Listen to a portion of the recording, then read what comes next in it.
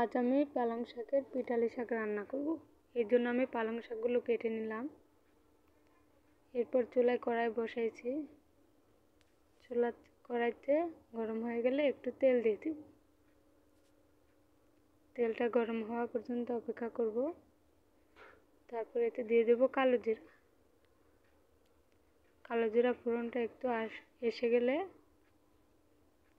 তারপর এখানে আমি জিরে আর একটু আদা বেটে রেখেছিলাম সেটা দিয়ে দেব। সেটা একটু ভাজা ভাজা করে নেব। এর মধ্যে আমি একটু লবণ দিয়ে দেব। তেলের মধ্যে আদা দিলে একটু ছিটে আসে, লবণটা দিলে কম ছিটে আসে।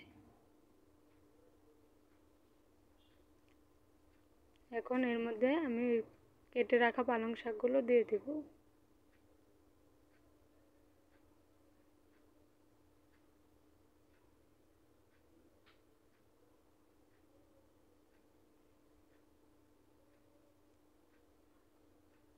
এবার শাকগুলো নেড়েচেড়ে মিশিয়ে নেব আদা আর জিরে বাটার সাথে।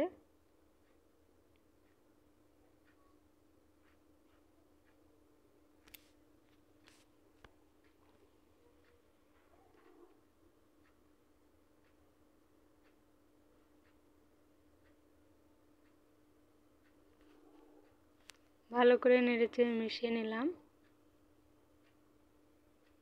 এর মধ্যে দিয়ে দেব অল্প পরিমাণে হলুদ।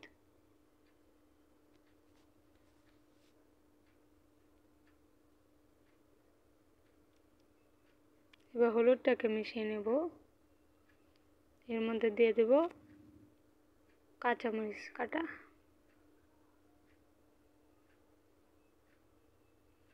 আবার ভালো করে মিশিয়ে নেব।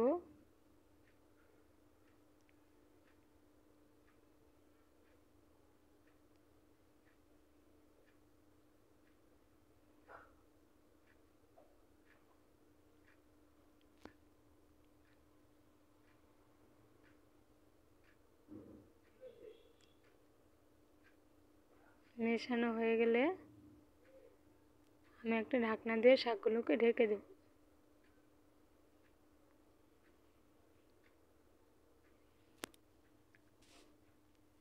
ব্যাস 2 মিনিটের মতো ঢেকে রাখবো।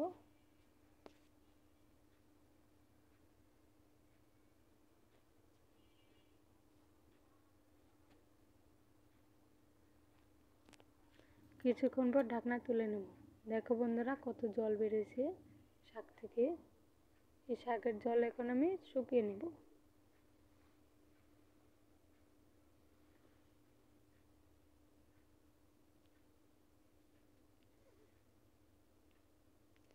জলটা প্রায় শুকনো হয়ে গেছে। এখন এর মধ্যে আমি দিয়ে দেবো 1 চামচ চালের গুঁড়ো। এখানে বেশি দেওয়ার প্রয়োজন নেই। চালের গুঁড়োটা শাকের সাথে খুব ভালোভাবে মিশিয়ে নেব নাড়াচাড়া দিয়ে, যাতে দলা পাকিয়ে না যায়। তোমরা চাইলে এর মধ্যে মাছও ব্যবহার করতে পারো। অনেকে আছে যে মাছের কাঁটা বেছে নিয়ে তারপরে এই শাকের মধ্যে দেয়, সেক্ষেত্রে স্বাদটা আরও বেশি হয়। আমি আজকে মাছ ছাড়াই রান্না করব।